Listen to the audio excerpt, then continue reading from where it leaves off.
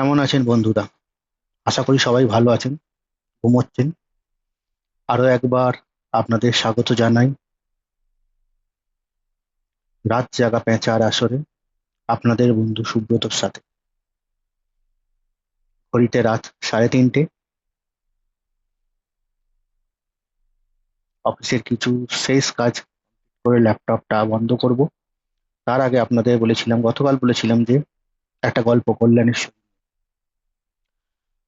আরো বলেছিলাম যে আপনাদের গল্প শোনাবো, যেগুলো আমি পেয়েছি ইন্টারনেট ঘেটে।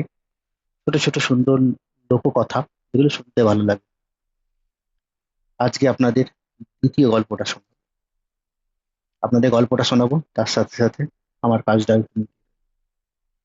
তো এই কল্যাণেশ্বরী মন্দির বেসিক্যালি এটা একটা 500 বছরের পুরনো মন্দির। এটাকে অনেকে শক্তিপীঠ সদৃশ শাক্ত উপাসনার কেন্দ্রও বলে থাকে। আর বর্তমান মন্দিরটি পরবর্তীকালে পঞ্চকোট রাজাদের পৃষ্ঠপোষকতায় আরো আধুনিকভাবে তৈরি হয়। তো চলুন আপনাদের গল্পতে নিয়ে যাই। উম, যে দ্বিতীয় গল্পটা আমি পেয়েছি ইন্টারনেট ঘেটে, সেটা হলো, এটা খুব বিখ্যাত গল্প। ওখানে আশেপাশে লোকেদের কাছে আপনি যদি মন্দির দর্শন করতে গিয়ে শুনতে চান, তো তারাও আপনাদের এই একই গল্প বলবে। বেসিক্যালি মন্দিরে একটা পুরোহিত ছিল। তিনি রোজ খুব নিষ্ঠার সাথে মায়ের পুজো করতেন। একদিন ভোগের আয়োজন করতে গিয়ে তিনি তার ছোট্ট মেয়েকে বললেন,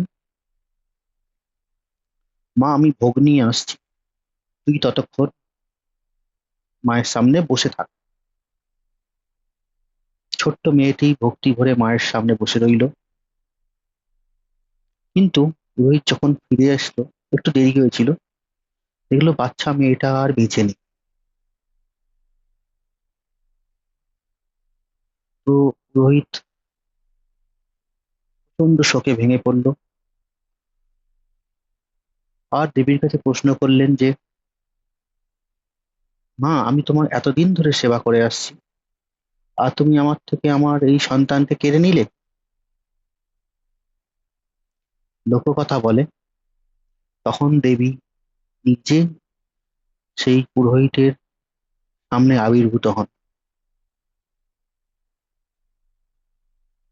গিয়ে সেই ভক্তকে তিনি বলেন, সেই পুরোহিতকে বলেন, তোমার এই দুঃখ বৃথা যাবে না, আমি তোমাকে আবার সন্তান দান করব।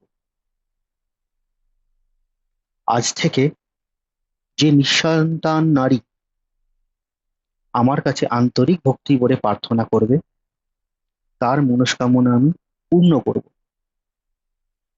সেই থেকেই মানুষের বিশ্বাস যে মা কল্যাণেশ্বরী নিঃসন্তান দম্পতিদের সন্তান লাভের আশীর্বাদ দেন। আজও বহু দম্পতি সেই বিশ্বাস নিয়ে এই মন্দিরে পুজো দিতে আসেন।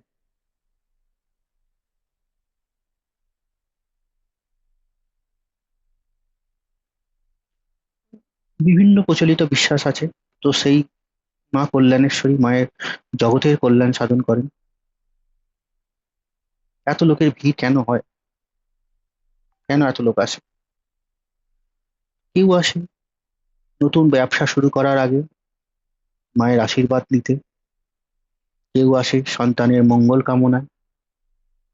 সব ফ্যামিলি তাই যায় ঠাকুর ভগবানের কাছে, ঠাকুরের কাছে সেই কামনায় যে তাদের সন্তান যেন থাকে দুধে ভাতে। কেউ পরীক্ষার আগে যায় দেবীর আশীর্বাদ নিতে, যাতে সে পরীক্ষায় ভালো ফলাফল করতে পারে। কেউ যায় মনে শান্তি খুঁজতে, যে দেবতা স্থলে গিয়ে মনে যদি একটু শান্তি পাওয়া যায়। তো সেই বিশ্বাস নিয়েই এই কল্যাণেশ্বরী মন্দিরে দেবী দর্শন করতে যান। লোকেরা আজও বলে যে মা কল্যাণেশ্বরী কাউকে খালি হাতে ফেরায় না। যদিও এটা বিশ্বাসের কথা, প্রমাণের কথা নয়। কিন্তু শতাব্দীর পর শতাব্দী ধরে অসংখ্য মানুষের ভক্তি, আশা আর প্রার্থনা এই মন্দিরকে শুধু একটি ধর্মীয় স্থান, ধর্মীয় স্থান নয়, বরং বাংলার অন্যতম শ্রদ্ধেয় শক্তি উপাসনার কেন্দ্র হিসাবে প্রতিষ্ঠিত করেছে। তো এটাই একটি ছোট গল্প যেটা দ্বিতীয়বার পেয়েছিলাম, আপনাদের কাছে রাখলাম। শুনে আশা করি শুনলে ভালো লাগবে। এদিকে যদি আসার সুযোগ সুবিধা হয় আসানসোলে, অবশ্যই মা কল্যাণেশ্বরীকে দর্শন করবেন। আশা করি মা কল্যাণেশ্বরী আপনাদের মনস্কামনা পূর্ণ করবেন। জয় মা কল্যাণেশ্বরী। ভালো লাগলে সাথে থাকুন, শুনতে থাকুন। আপনাদের রাত জাগা বন্ধু সুব্রত, রাত জাগা পেঁচার আসর। হ্যাঁ, আর একটা কথা, আপনাদের কোনো সাজেশন, কোনো কিছু থাকলে আপনাদের কমেন্টে জানান। আমি চেষ্টা করব সেইগুলো শুধরে নেবার, সেইগুলোকে ঠিকঠাক করে আরো ভালোভাবে আপনাদের গল্প শোনাবার। আর যদি কোনো গল্প, স্পেসিফিক গল্প আপনাদের শুনতে ইচ্ছা হয়, সেই গল্পটার ডেসক্রিপশন বা টাইটেল বা গল্পটা কোথা থেকে পাবো সেই গল্পটার লিংক আমাকে পাঠাতে পারেন।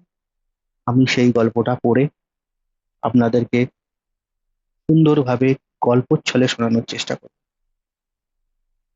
সুস্থ থাকবেন, ভালো থাকবেন। আবার দেখা হবে রাত জাগা পেঁচার আসর।